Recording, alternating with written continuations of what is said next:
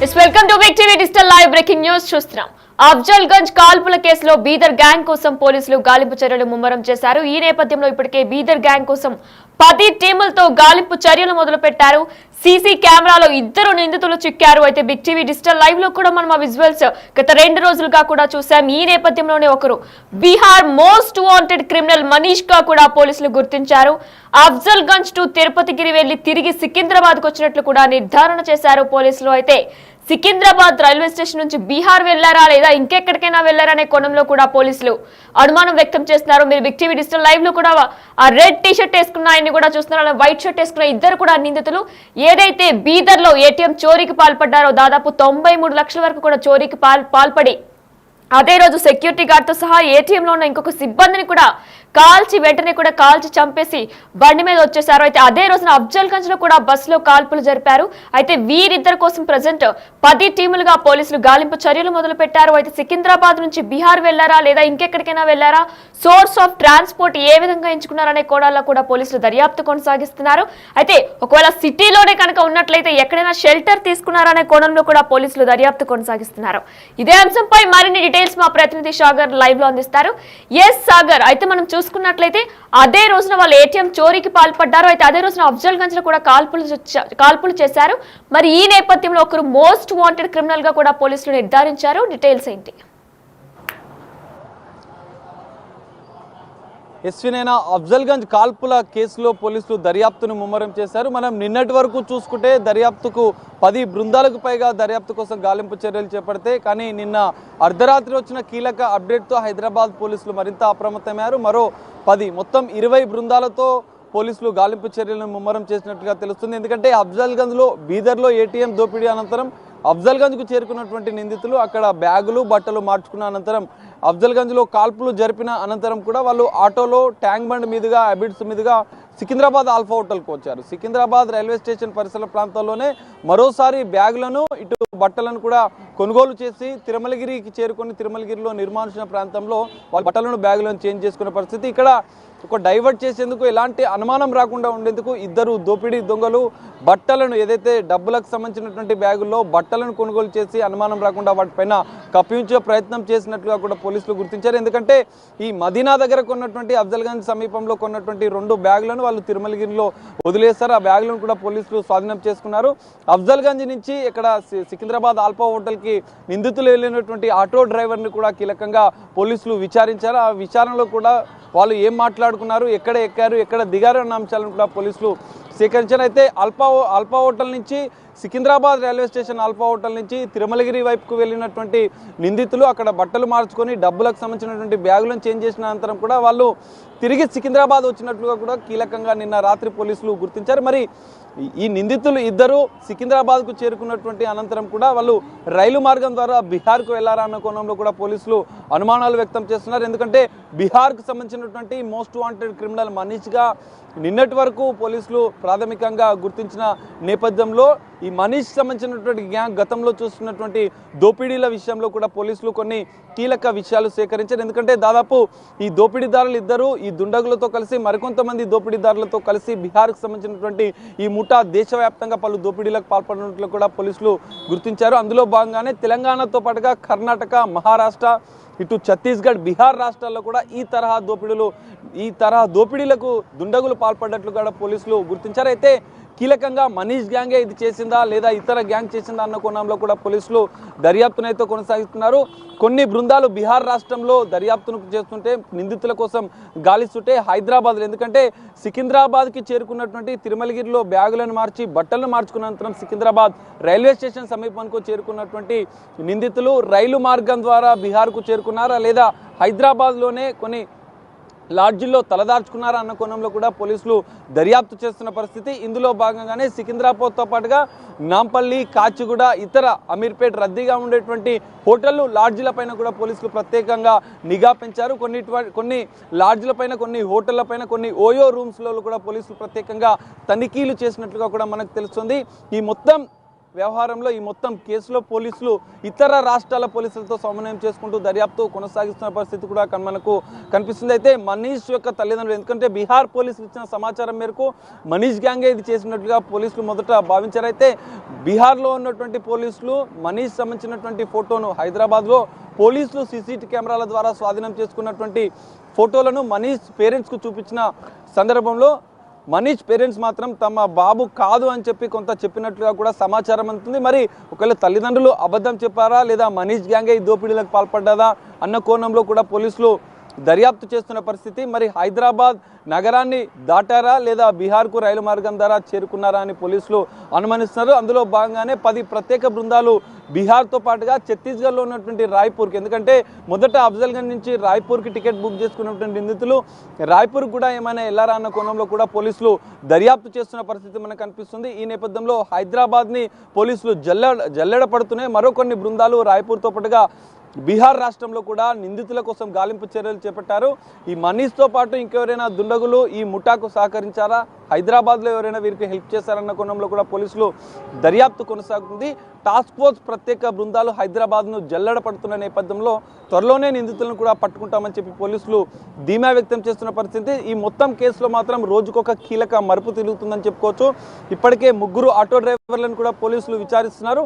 అఫ్జల్గంజ్ నుంచి సికింద్రాబాద్కు, సికింద్రాబాద్ నుంచి తిరుమలగిరికి, తిరుమలగిరి నుంచి మళ్ళీ సికింద్రాబాద్కు వచ్చినటువంటి ఆటోలోనే నిందితులు ప్రయాణించిన నేపథ్యంలో ఆటోలో వారు ఏమేమి డిస్కస్ చేశారు, ఏమేమి మాట్లాడుకోరు, ఆటో డ్రైవర్లతో ఏం సంభాషించారు అన్న కీలక విషయాలు కూడా ఇప్పటికే పోలీసులు తెలుసుకున్న నేపథ్యంలో నిందితులు హైదరాబాద్లో తలదాచుకున్నట్లు అనుమానిస్తూనే బీహార్లో కూడా రైలు మార్గం ద్వారా బీహార్కు వెళ్లే అవకాశం ఉన్న నేపథ్యంలో అక్కడ కూడా పోలీసులు గాలింపు చర్యలు చేపడుతున్న పరిస్థితి కనిపిస్తుంది. త్వరలోనే టాస్క్ ఫోర్స్ ప్రత్యేక బృందాలు దర్యాప్తు చేస్తున్న నేపథ్యంలో గాలింపు చర్యలు చేపడుతున్న నేపథ్యంలో త్వరలోనే నిందితులను పట్టుకుంటామని చెప్పి పోలీసులు చెప్తున్న పరిస్థితి అయితే కనిపిస్తుంది. వినేనా సాగర్, వారు బీదర్ ఏటీఎం చోరుల్లో కూడా ఎంత కిరాతకంగా ప్రవర్తించారో మనం చూసాం. అయితే 2 ఏటీఎం సిబ్బందిని కూడా వారు చంపేశారు, అక్కడికక్కడే కాల్పులు జరిపి. అయితే అఫ్జల్గంజ్ లో కూడా వాళ్ళు కాల్పులు జరిపారు. మరి ఈ నేపథ్యంలో వీళ్ళిద్దరి మీద కూడా పలు కేసులు కూడా పలు రాష్ట్రాల్లో ఉన్నట్లు కూడా పోలీసులు గుర్తించారు. అసలు పోలీసులు ఏమంటున్నారంటే ఎప్పట్లోగా పట్టుకోగలమని ఏదైనా చెప్తున్నారా?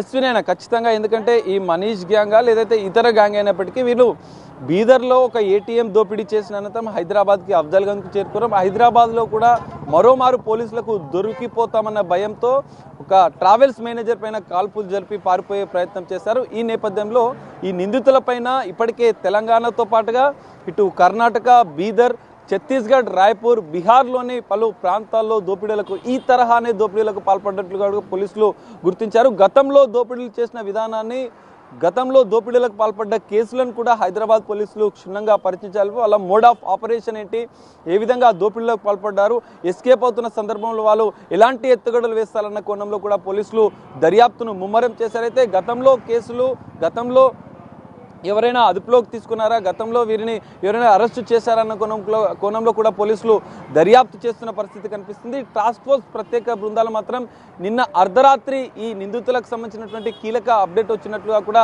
సమాచారం అందుతుంది. మరి ఈ రోజు కూడా గాలింపు చర్యలు మరింత ముమ్మరం చేసిన నేపథ్యంలో ఈరోజు సాయంత్రం వరకు ఈ కేసులో ఒక కీలక అప్డేట్ అయితే హైదరాబాద్ పోలీసులు ఛేదించే అవకాశం అయితే మనకు ఖచ్చితంగా కనిపిస్తుంది. వినయన,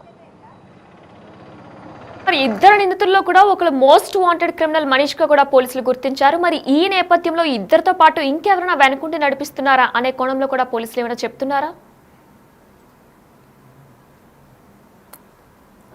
ఎస్వినైనా ఖచ్చితంగా, ఎందుకంటే మోస్ట్ వాంటెడ్ క్రిమినల్గా ఉన్నటువంటి మనీష్ కుచ్వాడా పైన ఇప్పటికే బీహార్లో పలు కేసులు ఉన్నాయి, ఇటు కర్ణాటకలో పలు కేసులు ఉన్నాయి, మహారాష్ట్రతో పాటుగా తెలంగాణ, ఏపీ రాష్ట్రాల్లో కూడా ఈ తరహా దోపిడీ కేసులు ఉన్న నేపథ్యంలో ఈ 4-5 రాష్ట్రాల పోలీసులు కూడా మోస్ట్ వాంటెడ్ క్రిమినల్ మనీష్ సంబంధించినటువంటి డేటాను పూర్తిగా సేకరించారు.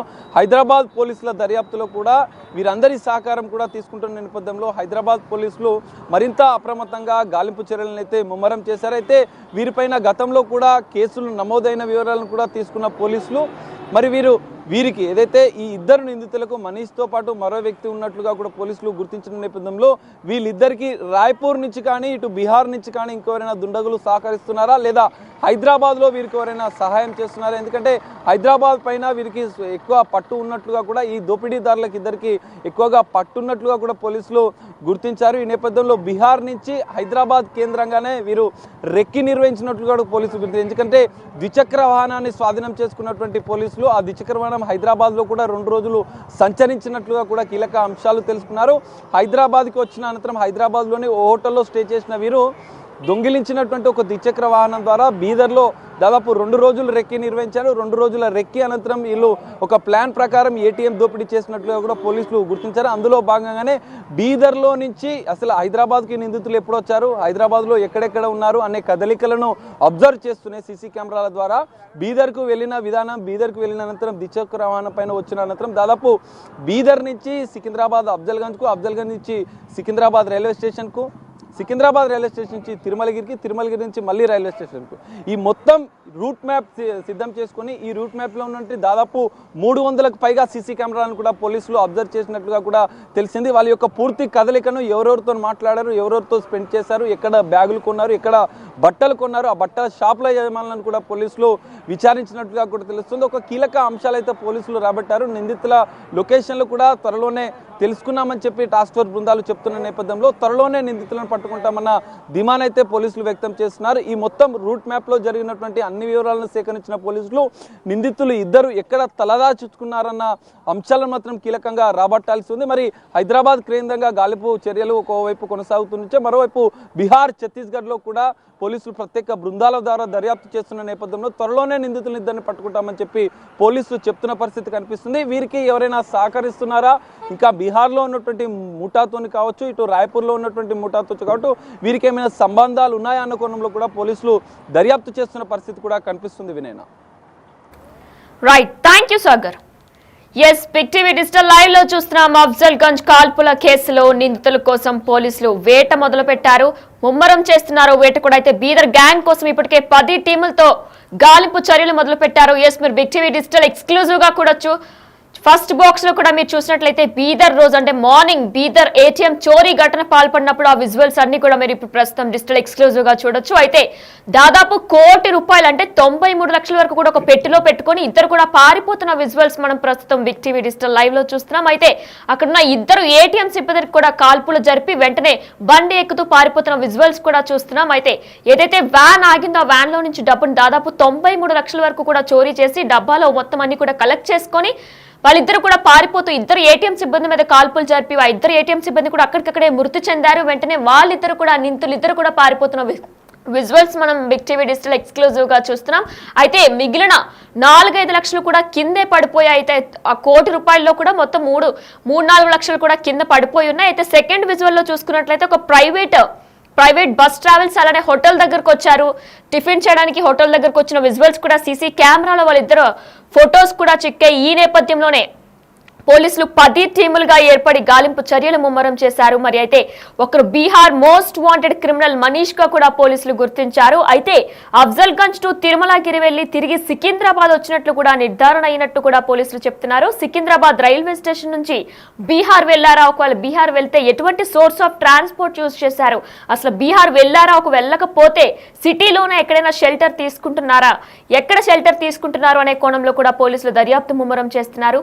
అయితే బీదర్ గ్యాంగ్ పై తెలంగాణతో పాటు కర్ణాటక, ఛత్తీస్గఢ్, బీహార్, మహారాష్ట్ర, ఏపీలో కూడా పలు కేసులు ఉన్నట్లు కూడా పోలీసులు తెలియజేస్తున్నారు. అయితే వీళ్ళిద్దరే ఉన్నారా లేదంటే ఇంకెవరైనా ఉన్నారా అనే కోణంలో కూడా పోలీసులు దర్యాప్తు కొనసాగిస్తున్నారు. అయితే మీరు కూడా ఎక్కడైనా అనుమానాస్పద స్థితిలో వీళ్ళిద్దరిని ఇక్కడ చూసినట్లయితే పోలీసులకు వెంటనే సమాచారం అందించాలని కూడా పోలీసులు తెలియజేస్తున్నారు.